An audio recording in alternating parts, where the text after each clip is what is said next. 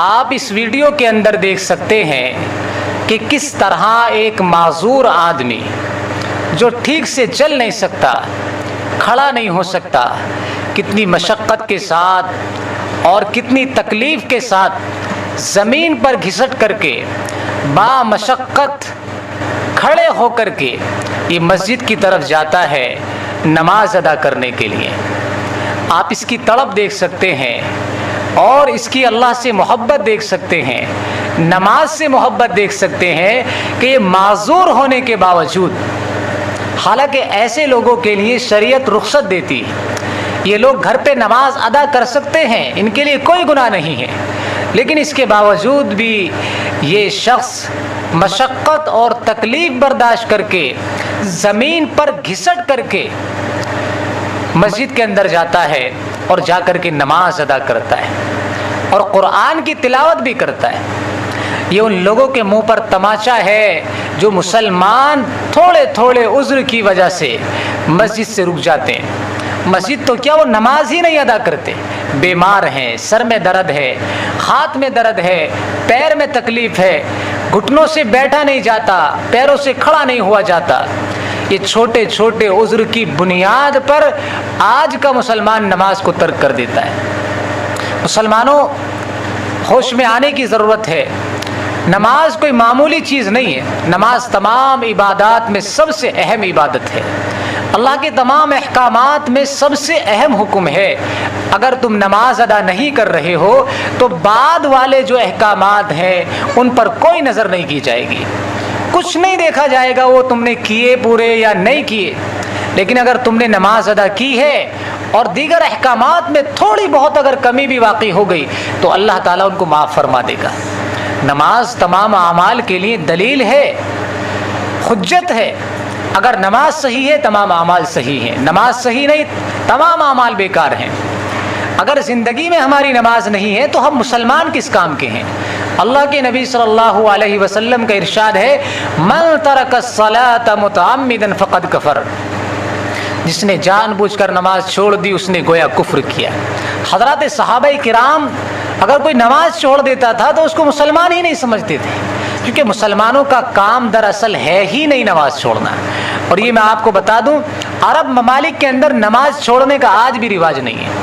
بڑے سے بڑا گناہ گار، شرابی بھی اگر ہوگا، عیاش بھی اگر ہوگا تو وہ نماز ضرور پڑھے گا، کیونکہ ان کے یہاں، عربوں کے یہاں نماز چھوڑنے کا تصور ہے ہی نہیں۔ بڑے سے بڑا کاروباری، بزنس مین دکان چھوڑ کے جائے گا، کاروبار چھوڑ کے جائے گا اور نماز ادا کرے گا۔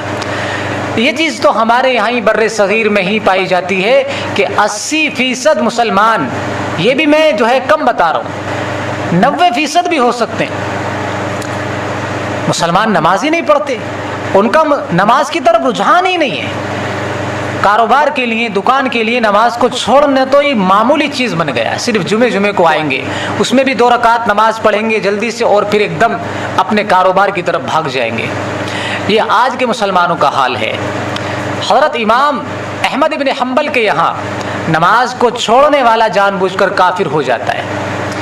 اللہ کے نبی صلی اللہ علیہ وسلم کی حدیث کی بنیاد پر من ترک الصلاۃ متعمدا فقد کفر، وہ اس حدیث کو ظاہر پر محمول کرتے ہیں۔ شکر مناؤ، امام ابو حنیفہ رحمۃ اللہ علیہ کے یہاں تو صرف آدمی کافر نہیں ہوتا لیکن بڑا گناہ گار ہے، گناہ کبیرہ ہے نماز کا چھوڑنا، اور حاکم وقت کو انہوں نے رخصت دی ہے کہ وہ جو چاہے اس کو سزا دے، قید میں رکھے یا کوڑے مارے۔ امام شافعی رحمۃ اللہ علیہ تو یہ کہتے ہیں کہ اس کو قتل کر دیا جائے۔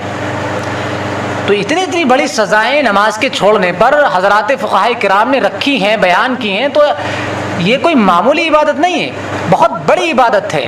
اسی لیے اس کے چھوڑنے پر اتنی سخت سزائیں جو ہے فقہ کی کتابوں میں موجود ہے، اللہ کے نبی صلی اللہ علیہ وسلم سے اتنی سخت وعید موجود ہے۔ اللہ تعالیٰ نے قرآن میں کتنی جگہ نماز کا حکم دیا ہے، بار بار دیا ہے۔ کسی بھی حکم کو اللہ تعالیٰ نے اتنی بار نہیں دہرایا ہے جتنی بار نماز کو دہرایا ہے۔ اس سے یہ پتہ چلتا ہے کہ اللہ کے نزدیک نماز کتنی اہم ہے۔ ہر زمانے میں نماز رہی ہے، ہر نبی کے دور میں نماز رہی ہے۔ اللہ کے نبی صلی اللہ علیہ وسلم پر بھی نماز فرض تھی، آپ نماز پڑھتے تھے رسالت سے پہلے، اور جب 5 وقت کی نماز معراج میں جا کر کے آپ صلی اللہ علیہ وسلم کو ملی ہے، اس سے پہلے بھی 10-11 سال تک جب آپ کو نبوت دی گئی تھی اور 10-11 سال گزر چکے تھے، اس وقت بھی 2 وقت کی نمازیں مسلمان پڑھتے تھے، طلوع آفتاب سے پہلے اور غروب آفتاب سے پہلے، یہ 2 نمازیں پھر بھی پڑھتے تھے مسلمان۔ لیکن معراج میں اللہ کے نبی صلی اللہ علیہ وسلم کو 5 نمازوں کا ہدیہ ملا، یہ نمازیں ہم پر فرض کر دی گئیں۔ تو نماز ہر دور میں رہی ہے، نماز تو مسلمان کی روح ہے، ایمان والوں کی روح ہے، اللہ کی خوشنودی حاصل کرنے کا ذریعہ ہے، اور ہر دور میں یہ چیز رہی ہے، اس لیے اس کو معمولی نہیں سمجھنا چاہیے۔ یہ شخص ہمارے لیے ایک سبق ہے، عبرت ہے، اور ہمارے منہ پر ایک تماچا ہے جو معمولی عذر کی وجہ سے نماز کو چھوڑ دیتے ہیں۔ جب یہ شخص اللہ کے حضور پیش ہوگا اور اللہ تبارک و تعالی اس کے سامنے ہم سے پوچھے گا، بتاؤ تم نے کیوں نماز چھوڑی تھی؟ کہ جی کاروبار کے لیے، سر میں درد تھا، پیر میں درد تھا، تکلیف تھی، فلاں بیماری تھی، تو اس شخص کے سامنے ہم بھلا اللہ کو کیا جواب دیں گے؟ کتنی شرمندگی ہمیں اٹھانی پڑے گی۔ ایسے واقعات سے ہمیں سبق لینا چاہیے۔ یہ لوگ وہ ہیں جو نماز سے محبت کرتے ہیں اور نماز کی اہمیت کو سمجھتے ہیں۔ ہمارے دل میں بھی نماز کی اہمیت ہو تو ہمارے لیے بھی اتنی ضروری ہو جائے نماز، اور اتنا شوق ہمارے دل میں پیدا ہو جائے، بشرطے کہ ہم لوگ نماز کی اہمیت کو سمجھیں کہ نماز آخر ہے کیا چیز۔